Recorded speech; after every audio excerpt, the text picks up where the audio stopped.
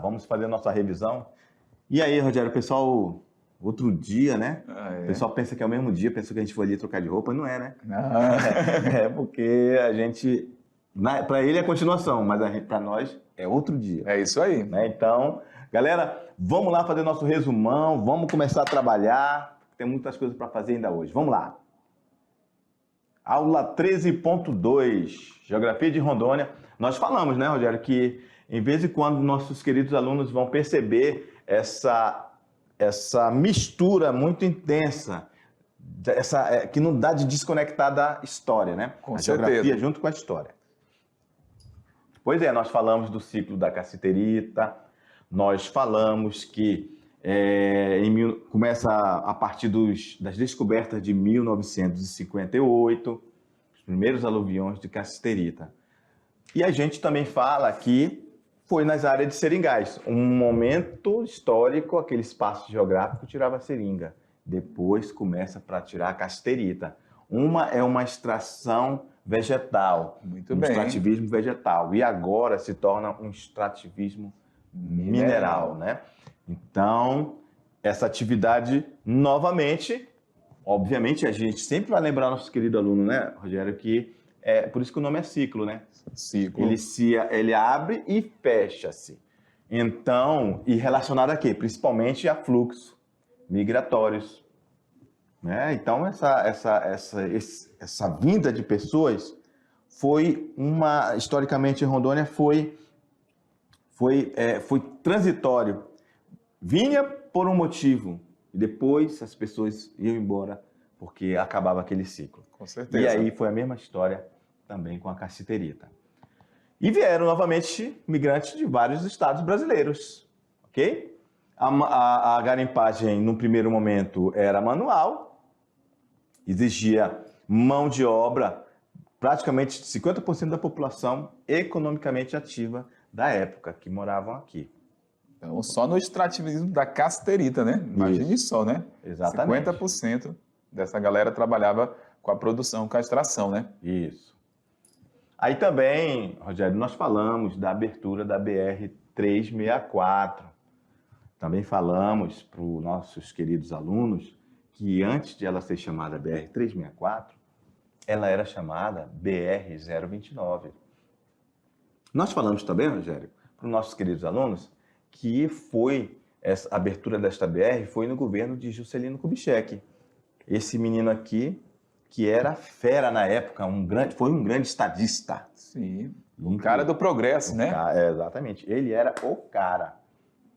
Então, sempre associar a BR-364 a Juscelino Kubitschek, que inicia as obras com o nome de BR-029. Então, com o tempo, vem Jorge Teixeira, o nosso governador, que estabelece uma meta, entre elas a pavimentação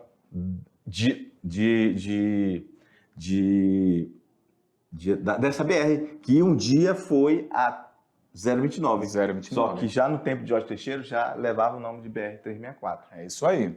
Então, ele teve muitas críticas, né? Pensaram que ele não ia conseguir, mas falamos também na aula, ele é um militar, um coronel, e esses militares, Rogério, geralmente, quando alguém dá uma atividade para ele, eles chamam de missão. Sim, missão dada é missão cumprida. Muito bem, professor. Então, falaram que tinha que pavimentar a BR-364, então isso aí virou os olhos da menina de Jorge Teixeira, né? Então, ele conseguiu em 1984. Tem aqui a data? Não, né? Não. Mas foi em 1984. Foi pavimentada por completo a BR-364, até Porto Velho. Aí depois falamos também do ciclo agrícola, que inicia-se como sendo o marco principal, o projeto Polo Noroeste, que vimos em outras aulas. Sim.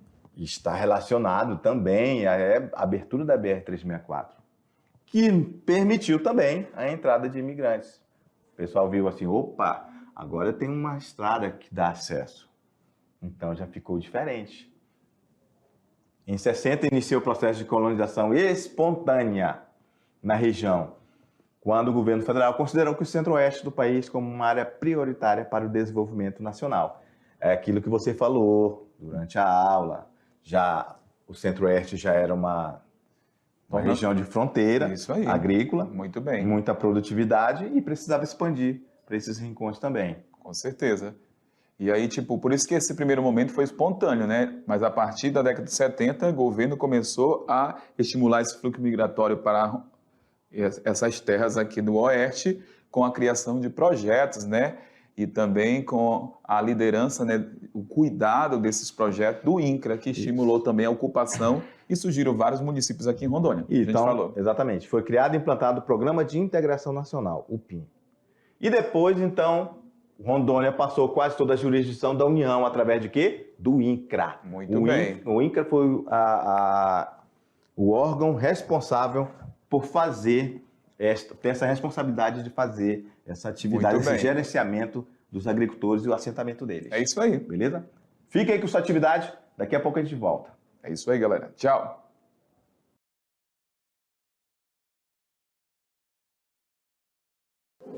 Fala, galera esperta! E aí, fizeram exercício? Rogério, essa garotada aí, o que tu achou? Rapaz... Gabaritaram? Gabaritaram, eu tenho certeza. Vamos ver se eles acertaram tudo, né? Porque é o seguinte, às vezes tem aquela dúvida, para aquela dúvida, ou então confundiu, ou não fez uma interpretação adequada, ou não entendeu uma palavra, ou ainda a língua portuguesa, né? A língua portuguesa às vezes prega algumas situações que confundem a gente, né? Claro, claro. Então, vamos lá? Vamos ver? Vamos lá, junto, galera. Vamos lá, vamos ver se todo mundo aceitou a atividade aí. Atividade de sala de aula. É agora. Chegou a hora de confirmar o resultado da galera, Jorge. Vamos lá. Questão 1. Na década de 60 do século XX, uma onda migratória em direção ao território federal de Rondônia... Olha aí, Rogério, aqui já tem informação, olha só, já era território, né? Vamos colocar... Vamos começar a arriscar aqui. Na década de 60, então, do século XX, uma onda migratória em direção ao território federal de Rondônia aqueceu a economia da região. Essa onda migratória, era composta por imigrantes atraídos pelas vantagens oferecidas pelo sistema de parceria implantado pelo senador Nicolau Vergueiro. B. Era composta, em sua maioria, por garimpeiros em busca de cassiterita, atraídos pelas vantagens oferecidas pelo governo federal. C. Reviveu os antigos bandeirantes que utilizavam os cursos de rios para atingir o interior. D. Representou uma melhoria na qualidade de vida dos povos indígenas ali instalados. Alternativa E, levou o governo federal a controlar com maior rigor as reservas minerais encontradas no subsolo amazônico, criando projetos integrados de colonização. E aí, Rogério, o que tu acha? A garotada aí acertou ou não? Vamos analisar, né? Então ele está falando de um período, né, professor Jorge? Aí qual período é esse? Período de um ciclo, né? Ciclo econômico, exatamente. Muito bem. Então, vamos lá. Era composto por imigrantes que vieram atraídos pelas vantagens oferecidas pelo sistema de parceria implantado pelo senador Nicolau Vergueiro. A gente falou sobre isso? Negativo. Não, né? Não. Exatamente.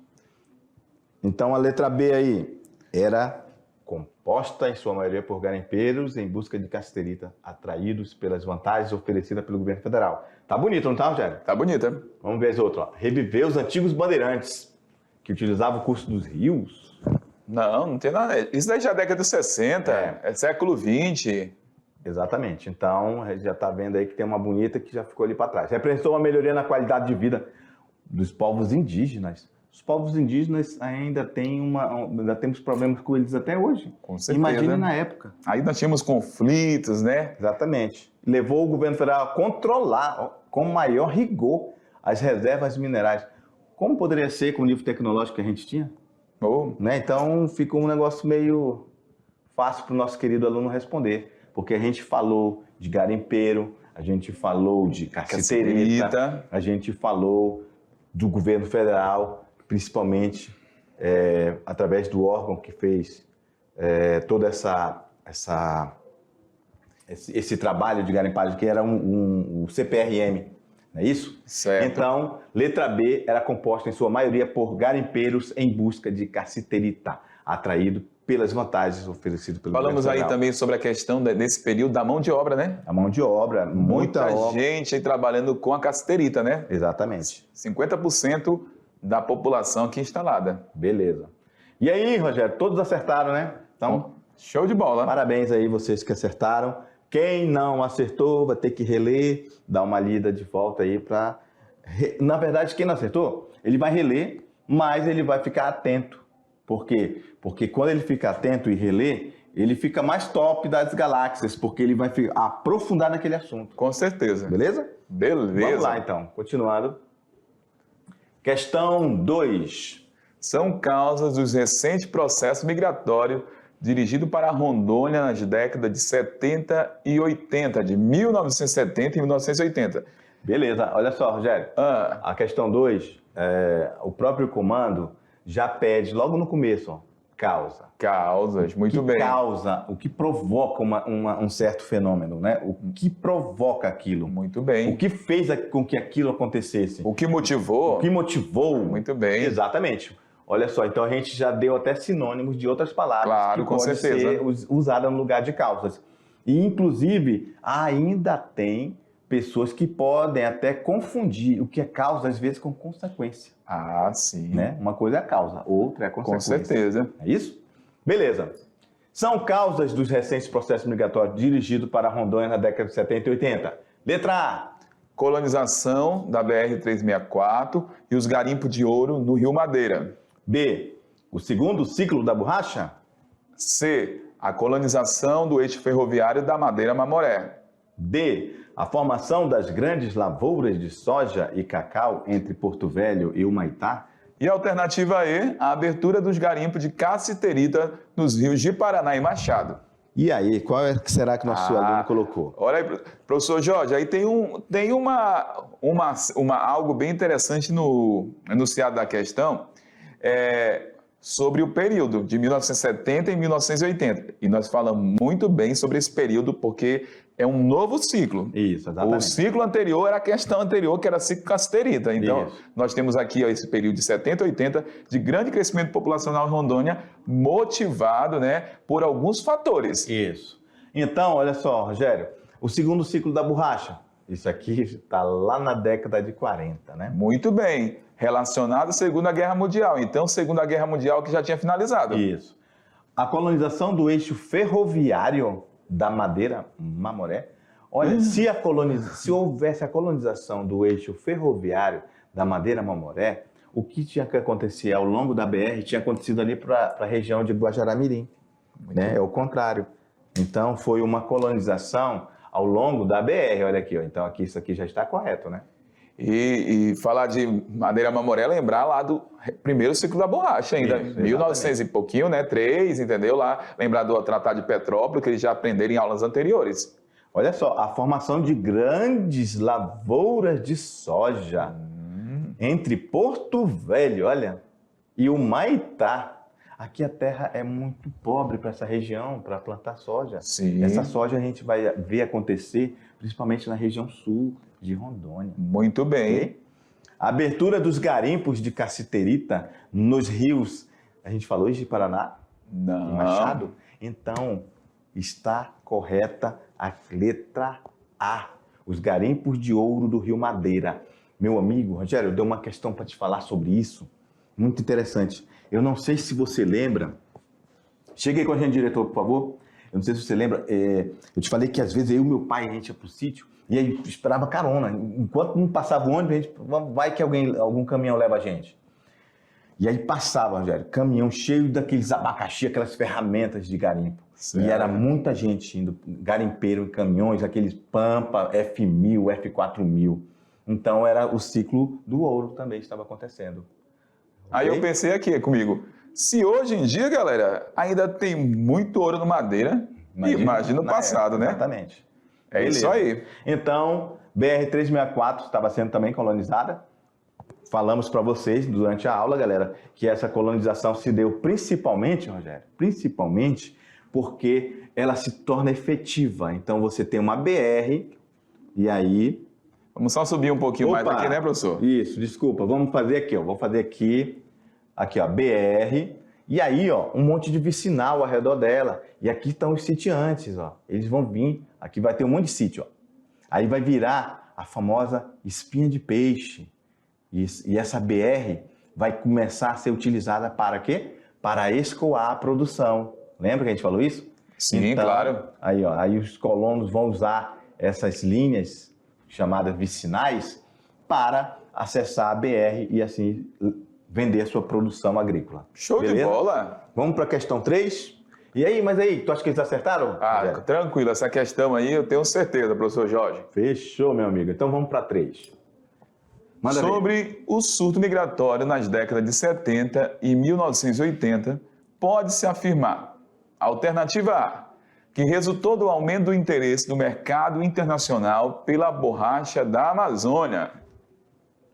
B, foi o INCRA, apesar de tentar regularizar a posse espontânea de terra, nunca conseguiu controlar as invasões de terras resultantes desse surto. Alternativa C, que foi totalmente organizado por companhias de colonização que atraíam e assentavam os novos colonos. Essa questão é interessante, essa letra C, porque fala assim, ó, companhias.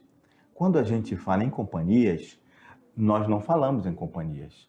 Nós falamos em um órgão público. Sim. Quando se fala em companhias, a gente está falando da empresa, da iniciativa privada. Sim. Então, não foi a iniciativa privada que organizou isso.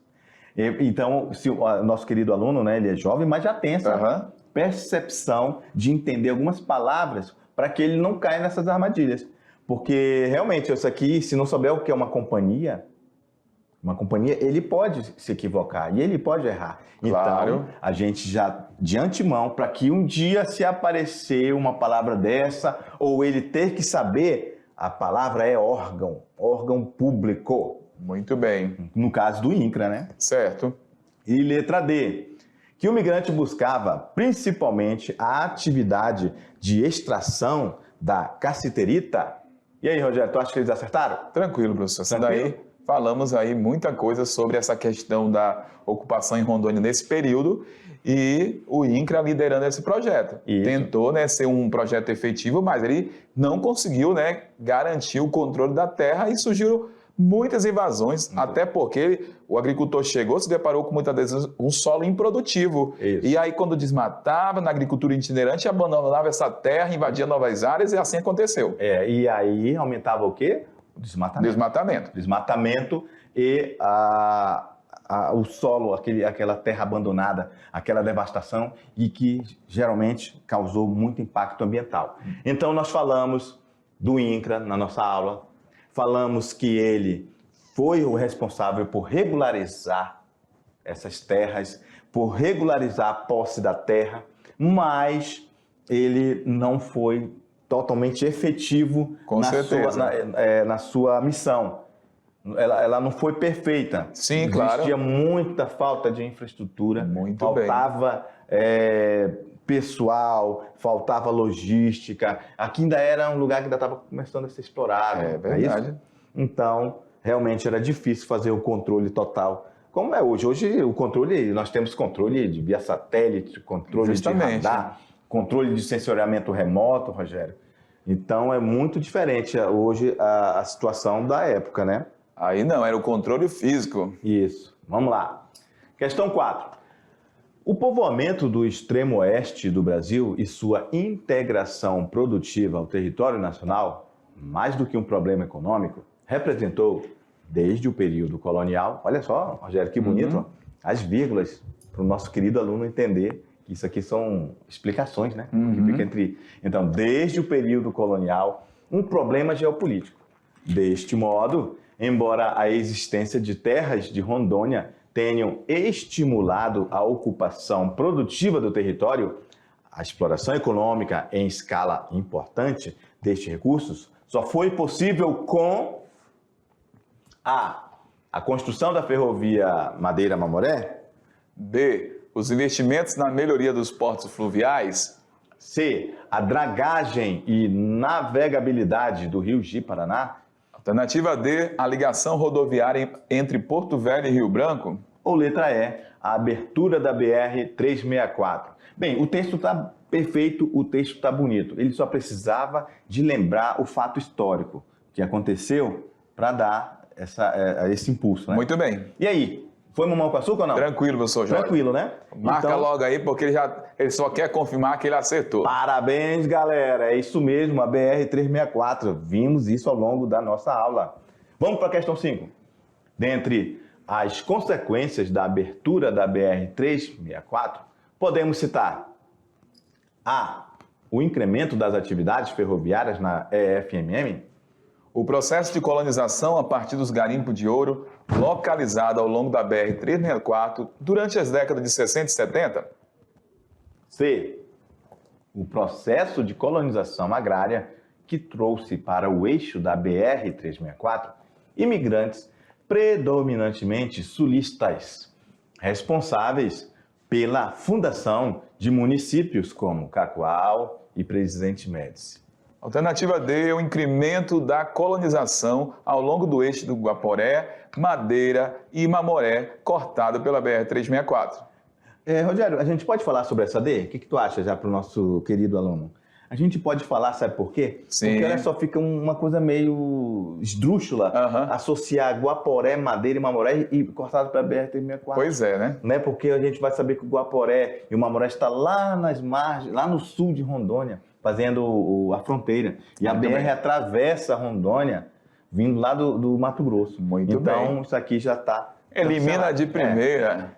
E letra E, o desenvolvimento de um notável parque industrial nas cidades surgidas ao longo. Isso aqui, gente, a gente não falou que tinha um notável parque industrial. O nosso querido aluno lembra que nós não falamos sobre isso. Estamos aqui em Rondônia, não é nem em Manaus nesse período aí, né? Então, letra C, o processo de colonização agrária que trouxe para o eixo da BR-364 imigrantes predominantemente sulistas, assim como vários dos nossos alunos são. Não é isso? Isso. Então, galera, fechou. E a gente só confirmou aí o seu acerto, a sua dedicação na hora da realização da atividade Geografia de Rondônia. A gente volta aí com vocês aí na próxima aula. Um grande abraço, valeu! Valeu!